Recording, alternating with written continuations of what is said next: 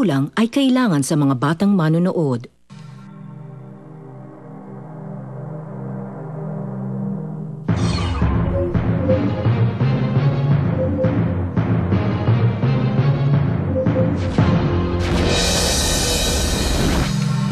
Mga kapuso, humanda ng mamangha dahil ngayong gabi, muli natin tutuklasin ang science sa likod ng magic.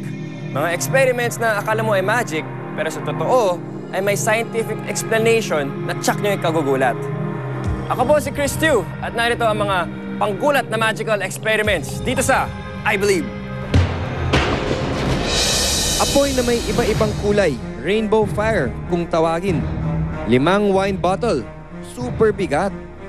Orange fruit, nagliliwanag. Babae, kayang iangat ng 6 na bote. Isdang malapalos, sa dulas walang kupas. At isdang patay na, pero mabubuhay muli. Lahat ng yan ating susubukan dito sa I Believe. Chris, ano yan? Leche plan? Hindi. Sa tingin ko, papahulaan ni Chris kung saan niya ilalagay yung bola. Tapos pagpapalit-palitin niya to.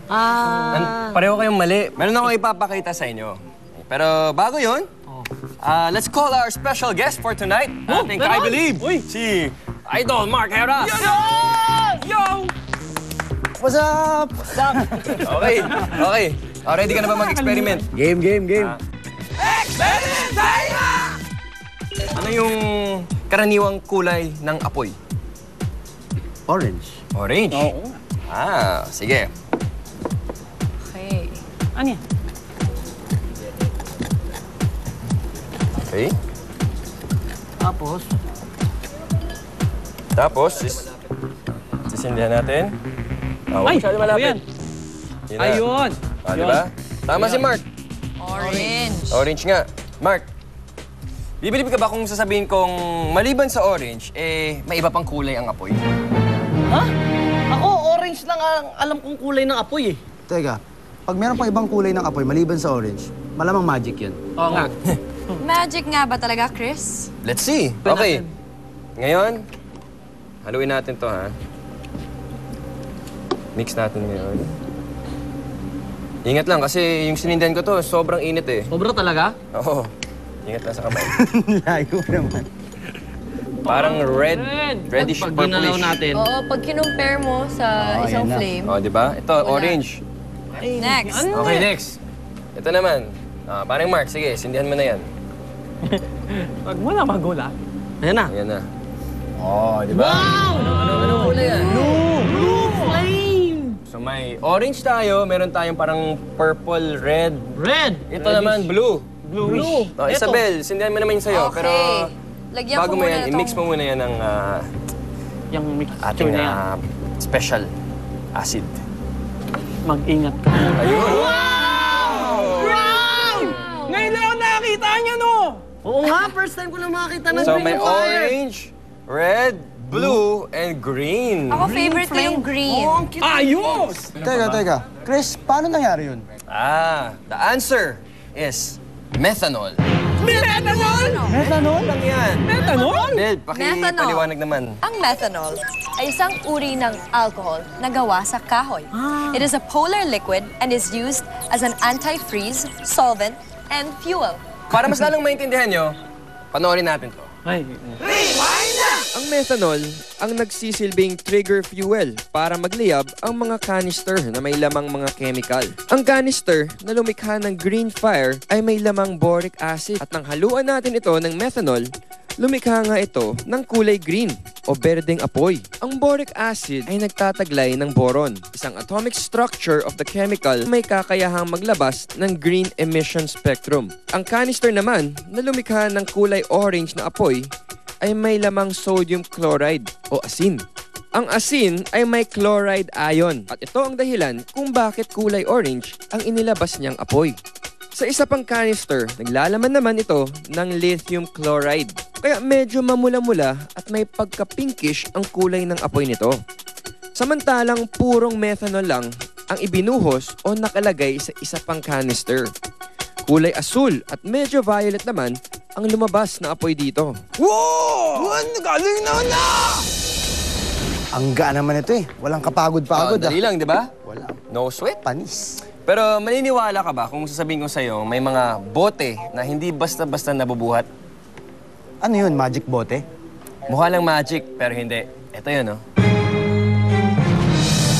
Sa mesa, makikita ang isang basket na may lamang bote ng alak o wine bottles. Unang susubukan ng babae ang pagbuhat sa naturang basket, pero hindi niya ito magagawa. Babawasan ng wine bottles ang basket para gumaan ito. Susubukan ulit itong buhatin, pero hindi pa rin magawa. Kahit ng isang lalaki ay ayaw pa rin bumigay ang basket. Sumunod ay ang isa pang babae, pero wala rin. Nag-iba pa ng pwesto para makabuelo. Pero hindi pa rin ito mabuhat-buhat. Kahit isang bote na lang ang laman ng basket, ay hindi pa rin ito magawang buhat. Wow! Ang galing na! Ang tindi nun ha. 3 na yung sumubok ha, pero wala pa rin nakagawa.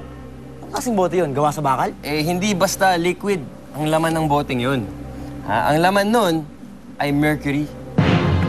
Mercury. Paki-explain, Mercury is a heavy silver D-block element. The only metal that is liquid at standard conditions for temperature and pressure. At yan ang logic behind the magic. Lahat ng wine bottles na inalis sa basket ay totoong alak ang laman. Pero ang natitirang bottle o bote ay hindi wine ang laman, kundi liquid mercury. Ang liquid mercury ang pinakamabigat na liquid element dahil sa pagkakaroon nito ng mababang density. Ang density ng liquid mercury ay 13.54 grams per cubic centimeter. Ang bigat o weight ng liquid mercury ay 30 times compared sa weight o bigat ng tubig. Kaya kung ang tubig ay 8 pounds per gallon, ang liquid mercury ay 240 pounds per gallon. Ang liquid mercury ay metallic liquid element. Kaya nang itapat ang metal detector dito, tumunog ito. Para patunayan na mas mabigat ang liquid mercury sa tubig, naglabas ng baso na may lamang liquid mercury at water. Makikitang nasa ibabaw ng liquid mercury ang tubig. Kumuha rin ng metallic ball. Ihuhulog ito sa baso.